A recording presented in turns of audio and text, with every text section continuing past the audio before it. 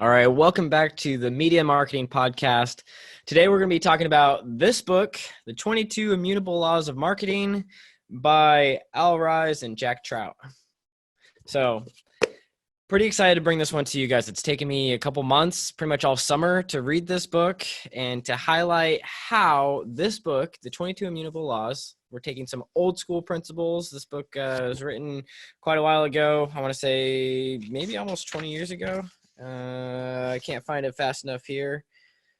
1993 is the first date I see. So that is a while ago, almost a handful of decades. But the tips in this book are very, very applicable. They're timeless. That's why it's called Immutable. And yeah, definitely take a chance to go check this out. Buy this book if you get the chance. It's one that is a classic, one that every marketer I think should have. But I'm going to be applying these old school techniques to something new school, TikTok. So let's cue the intro. Let's get started.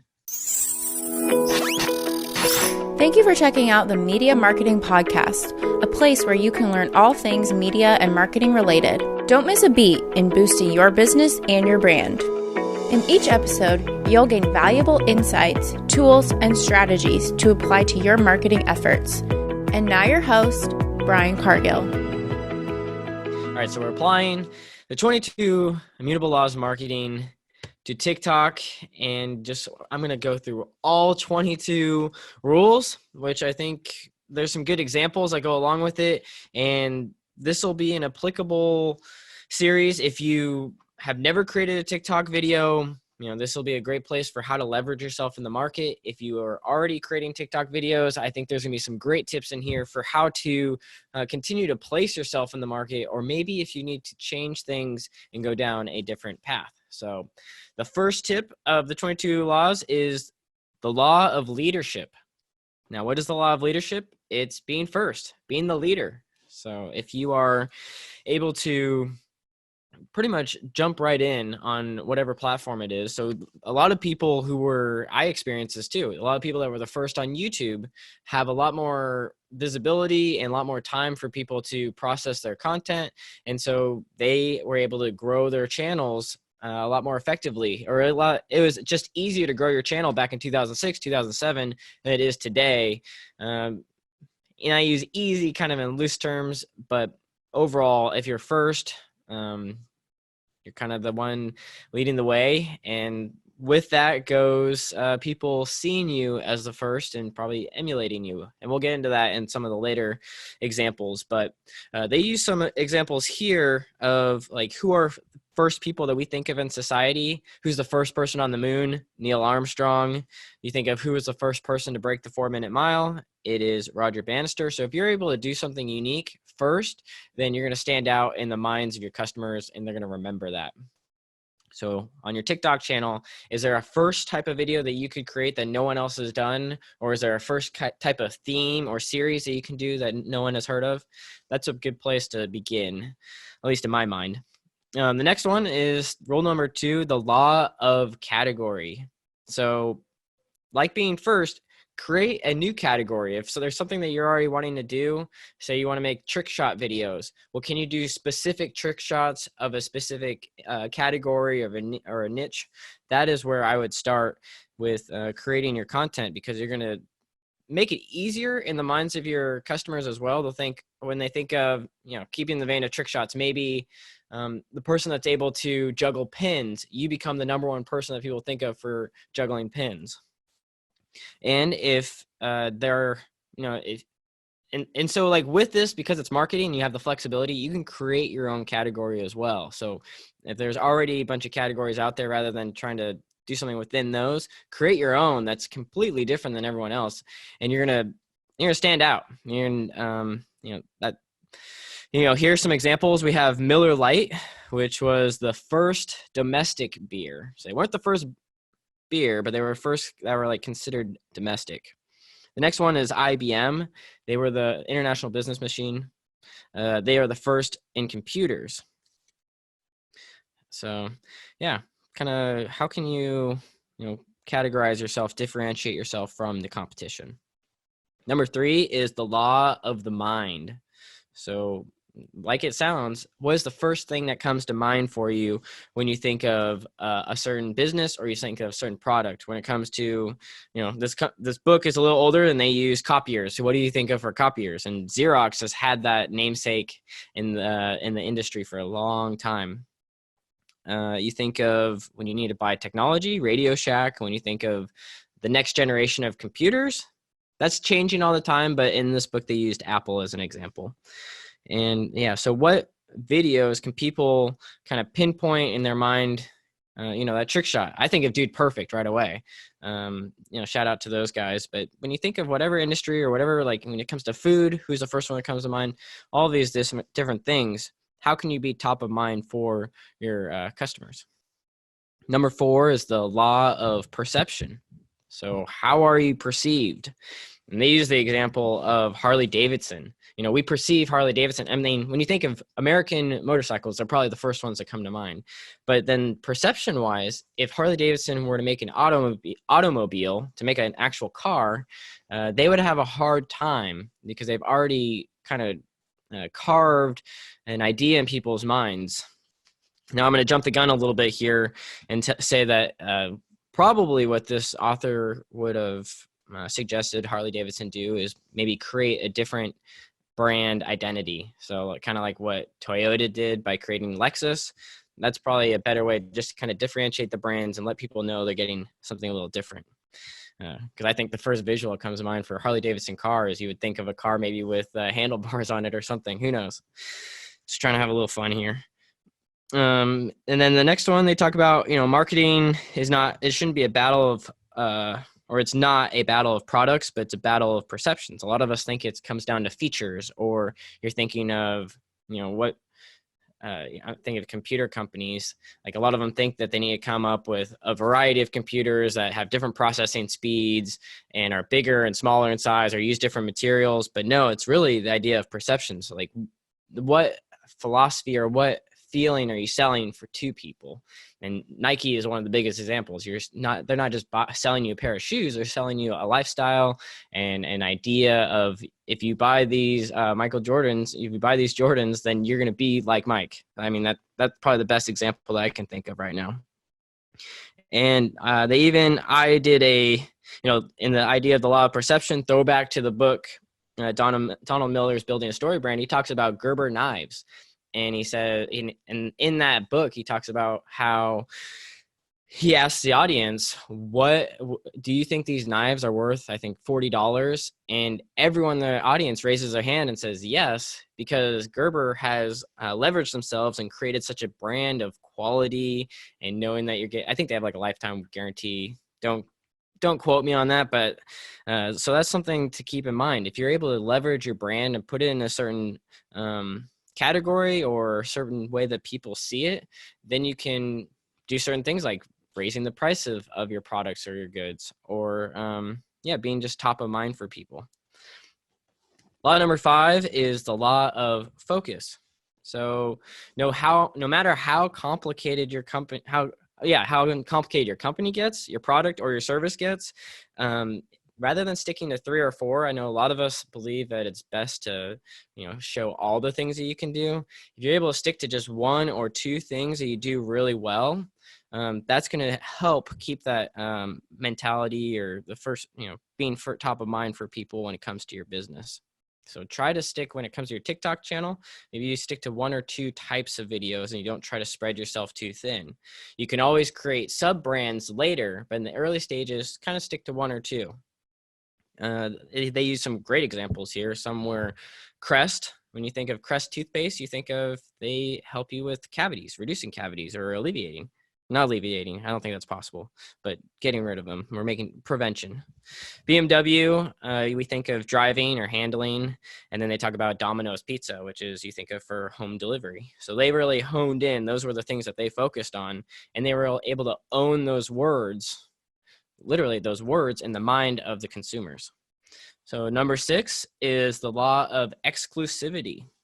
So 2 companies cannot own the same word. So keep that in mind. If there's a TikTok channel out there that you're looking at that seems like they're already doing a certain type of video, or I would just try to do something completely different or try to own some aspect that is different than what they're already doing. And they use some good examples in the book, such as Burger King actually did a whole campaign where they wanted to be known for being fast, but it worked against them because McDonald's was already known for being fast. And the author actually mentions they could have been known for maybe being slower, but maybe being more gourmet or something of that nature. And they actually talk about like there's a way that they broil their patties, I guess. And so I don't know, they could be the slow cooking group.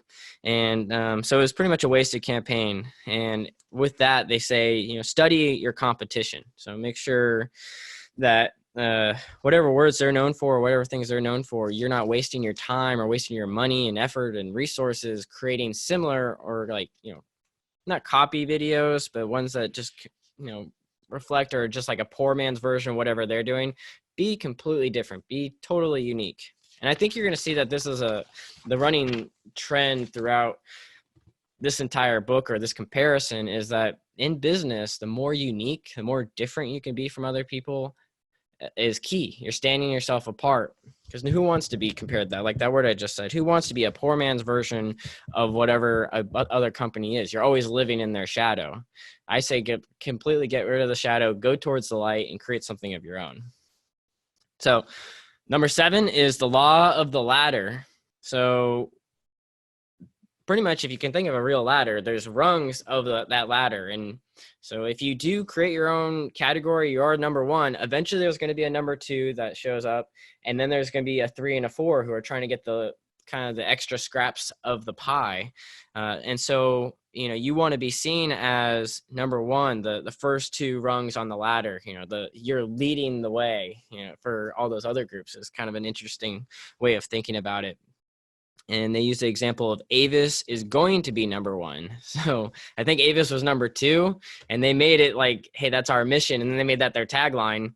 And there's kind of some controversy back and forth. I don't know why they use the car rental company so much, but Avis and Enterprise kind of going back and forth. But then they actually, I'm seeing here in my notes, so Avis is going to be number 1. That worked against them. Customers actually said, no, we don't see you as number 1. We see you as like the next tier down. And Avis could have leaned into that a bit more and tripled down on the fact that they were number 2, which I think in another marketing book I did read that they did that and it worked out successfully. But all these groups, whatever time period that you're studying them, whoever the marketing manager was at the time and how successful they were, you can see it in the track record. Number 8 is the law of duality. So in the long run, every market becomes a 2-horse or 3-horse, 4-horse, even more kind of competition, which I mentioned in the last one. And so some of the competitors that they mention are Crest and Colgate. You think of those for toothpaste. McDonald's and Burger King is a great example. And so, like I mentioned, when it's 3 or 4, when the 3 and 4 appear, you want to be that number 1 and 2 because they must be the best. They're the leader. They are the leaders of that market. So the next tip is the law, number 9, is the law of the opposite. So if you are shooting for second place, can you be the opposite? We talked about McDonald's with fast and slow. When they talk about one of the most famous ones that I've heard in many marketing classes is that the Pepsi versus Coca-Cola competition that's happened over many years. I think Coca-Cola is a pretty old company. I think they're almost, if not over 100 years old. But Pepsi I'll start with Coca-Cola. Coca-Cola is considered the classic. They're considered the iconic, your traditional soda taste. I mean, when I think of personal examples, like some people will say, instead of saying a soda, can I have a Coke? And then they might not even mean Coca-Cola. They're just meaning like a soda. So, a little throwback there from, I remember that being a little mix up when I was a kid. And then one of the other ones the competition, the opposite side of Coca-Cola's classic is Pepsi. When you think of the choice of new. And so Pepsi did a good job of this, leaning into Pepsi is the new generation of soda. And so you're able to differentiate those. And I don't want to get too far ahead because I think they do use Coca-Cola and Pepsi later. But those are the 2. And then the next one was the story of Beck German beer. So Beck was not the first German beer. We already had Heineken, which was the first, known as being the first import beer.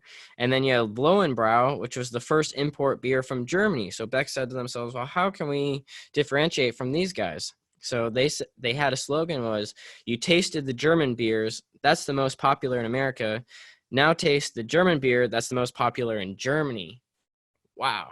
So with a little bit of extra thinking, extra creativity, you can still segment yourself and position yourself in a unique way. So with your TikTok channel, if there's already 2 or 3 other groups already doing what you want to do, I know we ran into this as a problem with like Rose City Nails. There was already so much competition. So how do you make yourself differentiate? And we're no longer doing that project, but something that we could have done is maybe a specific type of nails, or which you could do by geography, you can do by colors, you can do by themes, and just only focus on, like, when it comes to mind, just like only doing Valentine's Day or heart-shaped nail designs. And which sounds like it gets pretty old after a while, but you become top of mind in that group. And then if you do want to branch out, you just create subcategories, or just kind of new brands that you build a whole theme around. So that way you do have some variety. But yeah, I find that oftentimes customers, they really can't think of you, and because people are juggling so much that they're already doing in their day-to-day lives, it's hard for them to think of you beyond just known as 1 or 2 things. And I mean, it's sad. Like, there are people that have many different skill sets, companies that can do many different things, but it's really running with that one thing that you're known for. And then the other subsidiary things are things that your customer can learn after the fact, but they're still in the early stages of figuring out if you're even a good match for what they're trying to accomplish. So rule number 10, sorry, that was a little long-winded. Rule number 10 is the law of division. So over time, a category will divide and become 2 or more categories. So, categories are always dividing and not combining. So I think a lot of us think that if you do have all these different categories, all these different products, all these different services, you can eventually combine them. It doesn't really work that way. Stick with the one, and then you can break out. And it's going to happen eventually, after a while, is what that book kind of mentioned. Number 11 is the law of perspective. So marketing effects take place over an extended period of time. Sorry, I'm kind of tripping up on my words here. Get some water. Thank you for bearing with me. And so it takes place over an extended period of time, law of perspective. So how do you build perspective around something? Well, that's where branding and marketing comes in. So you have to establish yourself as the leader, or as a credible source, or known for something in your industry. And that takes time. Brand isn't built overnight. It takes many, many years and months and strategy and trial and error and shifting to eventually get it right. But that's life. That's anything. You have to tinker until it works. So they use examples of Miller Lite. You think of Michelob, Coors, Coca-Cola, and just how it took these guys many, many years to get where they are. A big thank you to our sponsors over at songtub.com. That's right, song or music and a tub, like a bath, but more fun to say. Tub. Anyway, you can check out Songtub's website for any of your music needs. In fact, the song playing in the background right now is from Songtub. So why pick them over anyone else? Well, they curate the music. And I know the guys, so that means I know that they're selecting great music for your project. A lot of other companies will brag about how many songs they have, maybe 100,000, 200,000, maybe even 1 million. But honestly, I don't have time for that. I don't have the time to just sit down and go next, a song not so great, trying to figure out where the best music is. Songtub.com, great place to get your music. And now I'm excited to offer you the first month for free if you go to songtub.com/pro, P-R-O, and we have a promo code for you. Yes, that's right, my name, your host, Brian, B-R-Y-A-N, and that will give you your first month free to have access to a huge music library that you can use towards your next video project, podcast, or any of your general audio needs. Anyway, back to the show.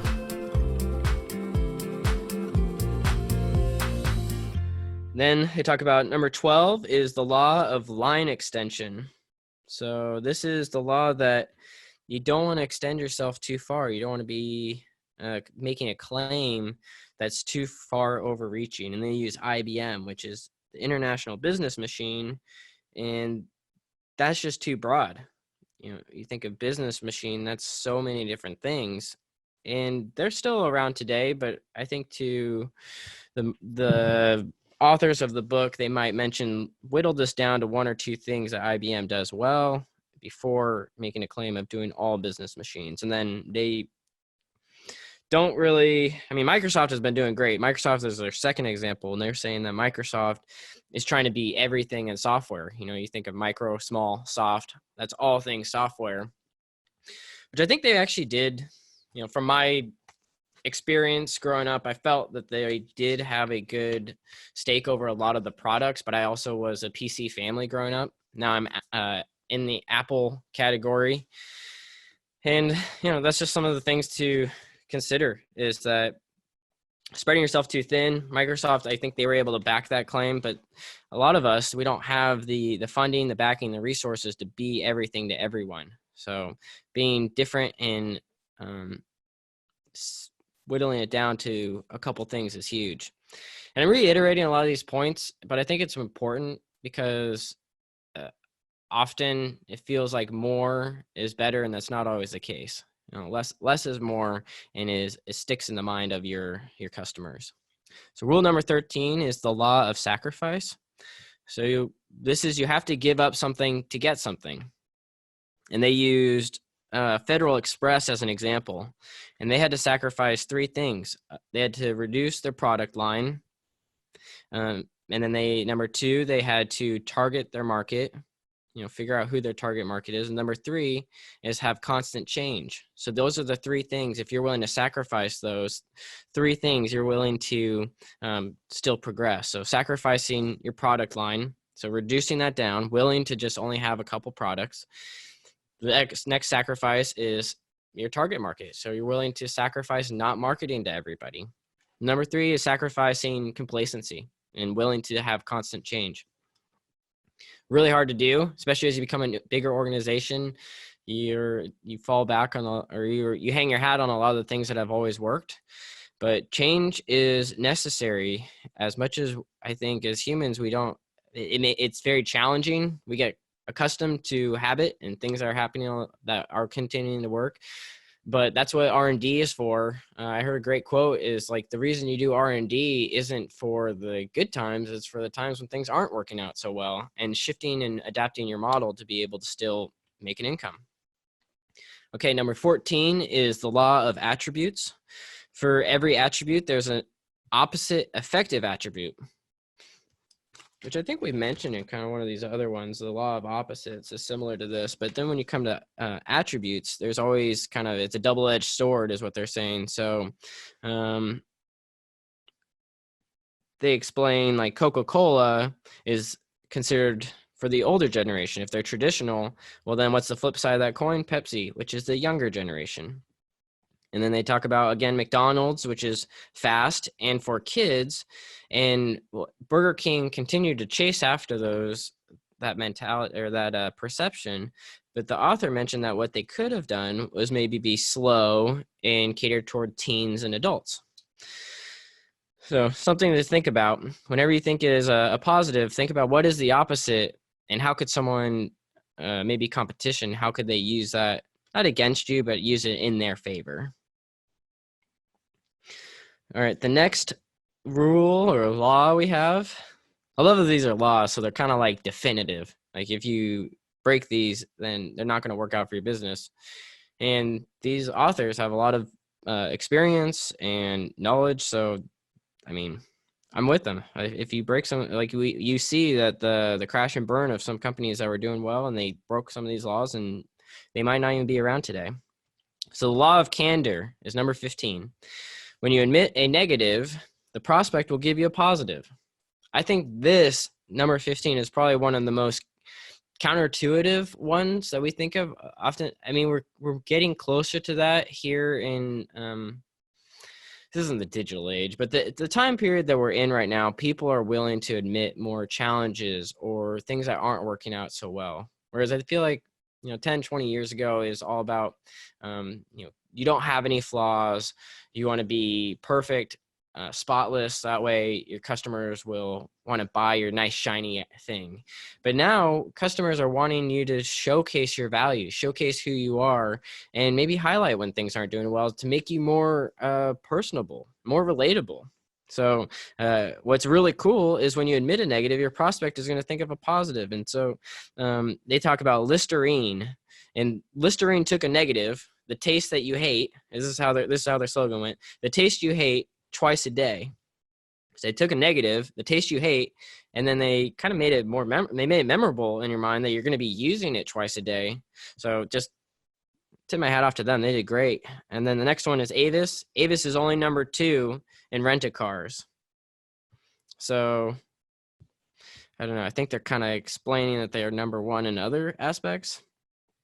And kind of what I was alluding here, I'm finding in my new notes, kind of what I was alluding to earlier is that negatives are going to be viewed as truth, and positives are going to be doubted by your audience, actually. So your audience is pretty smart. They're going to cut through the BS of whatever you're saying that is great about you and say, okay, well, what's the flip side of this coin? But if you give them the flip side of the coin, it's kind of like reverse psychology is what this law is mentioning. They talk about, oh gosh, I don't know the name of the perfume, but their tagline was joy, the most expensive perfume in the world. And it cost about $375 an ounce for this perfume. And I mean, talk about playing to people's emotions. You're like, joy? Well, I want joy. And then you're like, well, how can I get it? Oh, the most expensive perfume in the world. Okay, well, that's almost sounds like a challenge. You're like, okay, well, most expensive. Well, I'll see how expensive it is. And like, I guess go ahead and buy it. And then you get a double payoff because 1, you not only bought it, and then 2, it's promising you joy. And then you have the sensory reflecting that with the smell of the perfume. So win-win to them. So the advice is highlight your problems, which I've actually talked about on this podcast and some of the previous episodes is, it just allows you to be transparent and more personable. Okay, number 16 is the law of singularity. So in each situation, only one move will produce sustainable results. So this is one that I am still practicing myself, but pretty much this is also kind of known as the 80-20 principle, that 20% of the things that you're doing are going to yield 80% of your results. And so if you're able to hone in and focus on just one approach, it's going to pay off high dividends. I think the biggest thing is a lot of people either stick with something too long that's not working, or they don't stick with something long enough. And so finding that sweet spot is the key. I don't have too much advice on that because I'm still trying to do that myself. But one of the notes that I took was, one of the things that they mention is that don't try the puppy approach, which is like do everything, trying to be everything to everyone. In marketing, it's the people that choose the single bold stroke, the single bold thing to do, are the ones that usually have success. So I wrote here in my notes on TikTok, maybe use the tactic that's least expected. Do something totally different. And then if it does have success, triple down on that. The next one is number 17, the law of unpredictability. So unless you write the competitor's plans, you can't predict the future. So your competitors, other people that are making videos, they might do something you never even expected. And so that's why it's good to kind of check in and switch up what you're doing all the time, as well as kind of take into account like, oh, okay, they're doing something totally different. How do I adapt? How do I change? And how do I continue to think outside the box? So what I really enjoy is that they have a whole couple paragraphs talking about how you can't think quarterly results. We're in this mindset, and it doesn't really serve the marketing community. It serves the financial industry. It serves the sales industry. But I think in marketing, if you think in quarterly results, that's not really a good measurement. You need to have long-term planning, and you need to think long-term direction. So when it comes to your TikTok channel, try not to just measure it by how you're doing quarterly. Think about over the long term, if you were to commit to this platform, how is it going to benefit you? And think like long-term strategy of all the videos that you're going to plan out, all the videos that you're going to create. And trying to get hung up on just the views that you're seeing today. Think like long-term, there's a concept called the evergreen content, stuff that you can reuse. So for me, when I think of that, I think of holidays. We're going to have the same holidays every year. So if you make content around that, you can repost it every year, and you're thinking long-term success. So even like the resources that you put into creating that video, it has a long payout. I think in the stock market, they call that dividends, a long-term dividend of that content. Number 18 is the law of success. Success often leads to arrogance, and arrogance leads to failure, is what they mentioned. So when you are flying high and doing really well, I think getting cocky or getting complacent, which is something that we all fall prey to, and it sometimes takes getting hit in the mouth again before you realize like, oh, okay, I need to keep working, I need to keep trying. So keep that in the back of your mind. As things start growing, you start seeing some success. If you start to rest on your laurels, you're going to have a hard time. So continue to shift, adapt, study the competition, and know that any given month or year, you might need to adapt and change things to be able to continue to thrive. A cactus knows how to survive. It can endure scorching heat, limited rainfall, and defends itself against critters daily. Your business is no different. To survive harsh conditions, it's important to develop deep roots using media content that'll continuously nourish and support your marketing efforts day after day. Tactus Media is here to help you determine a strategy and create media content. Together, let's map out the next sequence of videos, podcasts, and social media to help your business thrive. Work with Tactus Media, media tactics that stick. Ouch! Visit tactusmedia.com to learn more. Okay, rule number 19 is the law of failure. So failure is to be expected.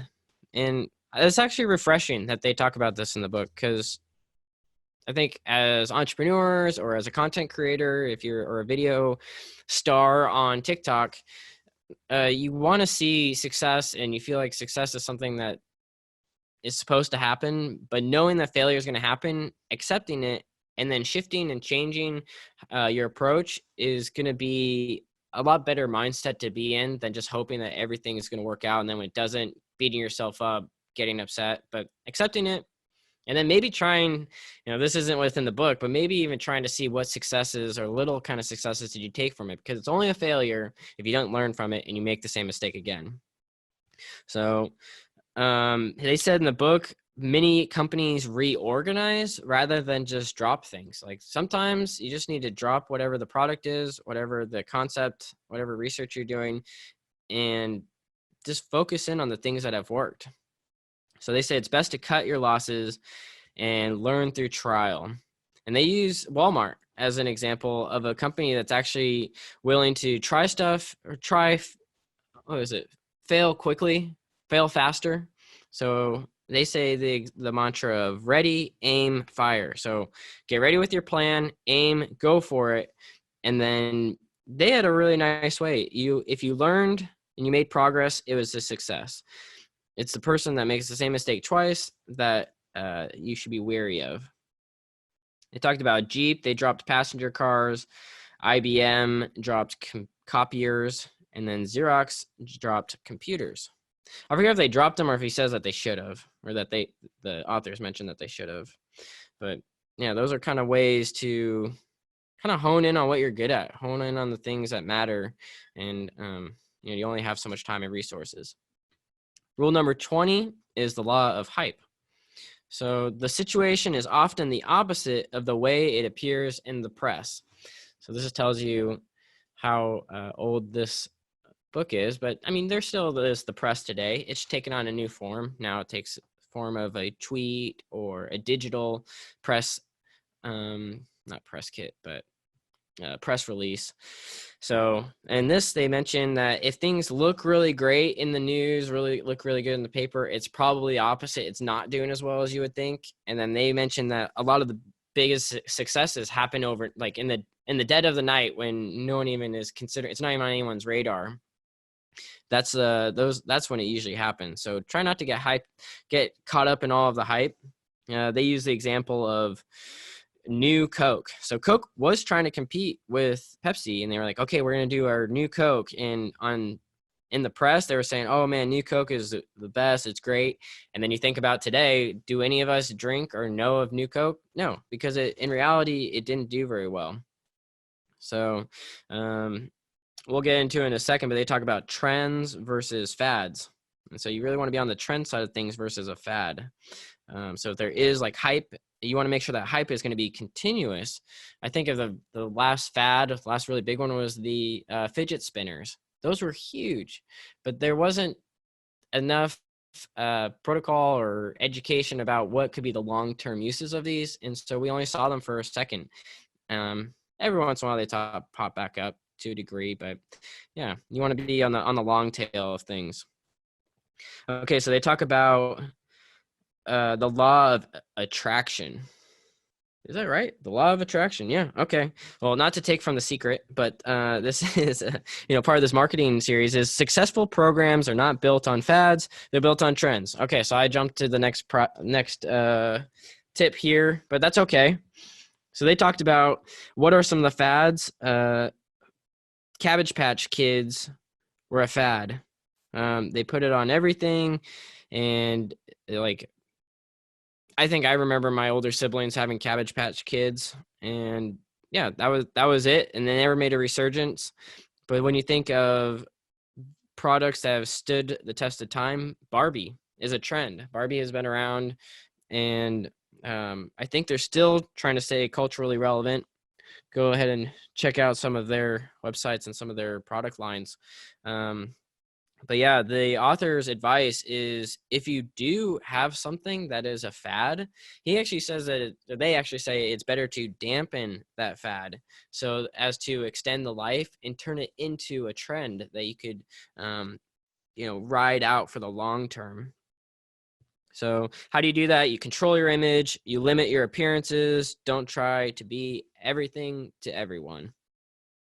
All right, we are getting to the last law here, and I'll do a quick little run talk through of all these because I know it's a lot of laws, and maybe I'll highlight the ones that I think are some of my favorites as I'm going through those again. But number 22 is the law of resources. So without adequate funding, the idea will not get off the ground. Now today, the resources and software, and there's a lot of tools that can help you. I think at the time of writing this book, they mentioned that you can get further with a mediocre idea than and plus $1 million than you can with just a good idea alone. Because yeah, if you don't have money, then you have to have time and energy to build a lot of stuff, which is what I do with my company. I build a lot of my own assets, video, podcast, design. Whereas if I were to outsource all of that, it would cost me tens of thousands of dollars. So that's one of the skills that I use for my business. You have different skills for your own business that can help you in those early stages. But what they mention here is if you can just get the funding, it's like a catalyst, and it's going to put you in a lot better position overall. So something to keep in mind, because marketing is not free, and depending on who you're going to, it's not cheap either. So let's just do a quick summary. I'm going to fly by these pretty quick. They're also going to be in the description, so you'll have access to them there. But number 1 is the law of leadership. Number 2, the law of category. Number 1 is like favorite one. I'm glad they made that number 1. It's going to stick in the minds of people, being first. If you're not first, you're last, Ricky Bobby. But then number 3 is the law of the mind, being top of mind for people. Number 4 is the law of perception. Number 5, the law of focus. Number 6, the law of exclusivity. Number 7, the law of the ladder, which I think I like because that's something to take into consideration as your company grows. As just time goes on, there's going to be other competition out there, and how can you position yourself to be successful? Number 8, the law of duality. Number 9, the law of the opposite. Number 10, the law of division. Number 11, the law of perspective. Number 12, the law of line extension. Number 13, the law of sacrifice. that one really opened up my eyes. I didn't realize that, yeah, you have to give some things up in order to gain some in the marketplace. Number 14, the law of attributes. Number 15, the law of candor. The number, that sounds like a place in England. Number 16, the law of singularity. Number 17, the law of unpredictability. Number 18, the law of success. Number 19, the law of failure. Number 20, the law of hype. Number 21, the law of attraction. And number 22, the law of resources.